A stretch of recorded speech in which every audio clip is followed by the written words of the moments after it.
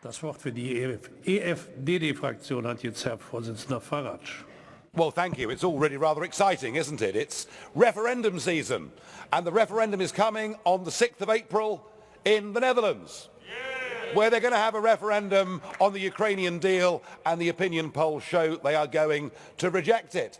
And just today, Mr. Orban has announced there is going to be a referendum in Hungary, where they're going to have a referendum on whether they should be forced to accept mandatory quotas for migrants after the grievous errors of the EU's common asylum policy, not to mention Mrs. Merkel's pronouncements.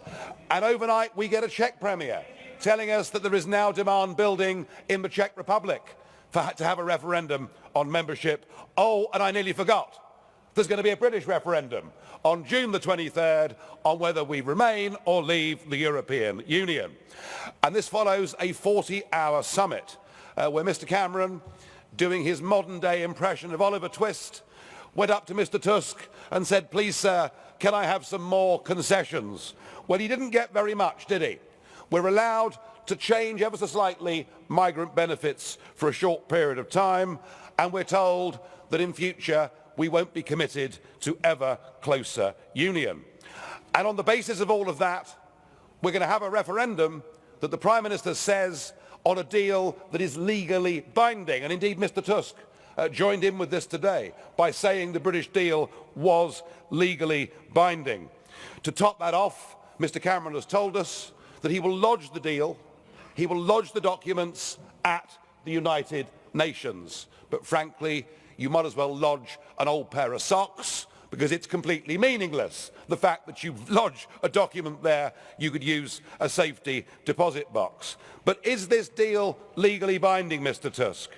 Well, the ECJ themselves said in 2008 that the obligations imposed by an international agreement cannot have the effect of prejudicing the constitutional principles of the EU treaties, which means the ECJ rule in favour of the existing treaties until we get a new treaty.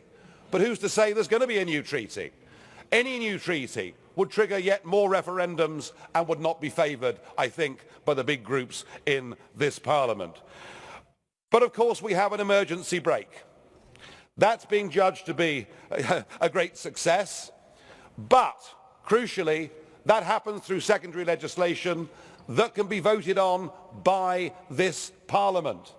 So what happens? We have a referendum, we follow Mr. Cameron, we vote to remain, and then we come back to this Parliament. Is this Parliament going to support British exceptionalism? And I think we've heard voices today that make it perfectly clear that that will not happen. So the deal, Mr. Tusk, and Mr. Cameron, if you're listening, is not legally binding in any way at all. And I have to say the British public will decide which is our safest option. Is it safe to stay within an organisation whose own police boss tells us there are 3,000 to 5,000 terrorists that have now come into our continent through the migrant crisis? Or is it safest to take back control of our own borders and our own democracy? After much consideration, I have decided to opt to vote for us to leave.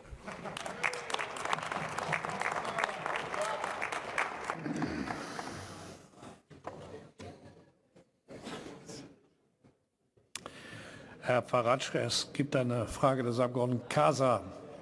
Wollen Sie die annehmen? Gut. Herr Casa, bitte sehr. Thank you, Mr. Chairman. Well, we all know that Mr. Farage has been working for Britain to leave since I joined here in Parliament 11 years ago. He has tried local elections in the United Kingdom, but he didn't have any success, did he? Then he went for the general elections in the United Kingdom, hardly a success there. On the contrary, he secured a bigger majority for David Cameron and the Conservative Party. Now, if in the referendum, which he always wanted, the majority of the British people say yes, meaning to stay part of us in the European Union, will he call it a day and retire from politics? Or would he want another chance to stay here, enjoying the company of us Europeans? Well, Mr. Casa, I don't know who's been briefing you on UKIP's electoral history. You perhaps haven't got a very good memory, I'm not sure. But in 2014, with 28% of the vote, UKIP won the European elections, topping the poll across the United Kingdom, the first time since 1906 that a party that wasn't Labour or the Conservatives had won a national election. So I hope that brings you up to speed. As for the referendum, yeah, I believe it is a once-in-a-lifetime opportunity. I'm certain that if we vote to remain, we're unlikely ever to get another opportunity, and we will sink deeper inside this political union. But I think there's every chance now that the momentum is on our side of the argument, and so yes, we're going to vote to leave, and within a short period of time, all the British MEPs will be gone. How about that?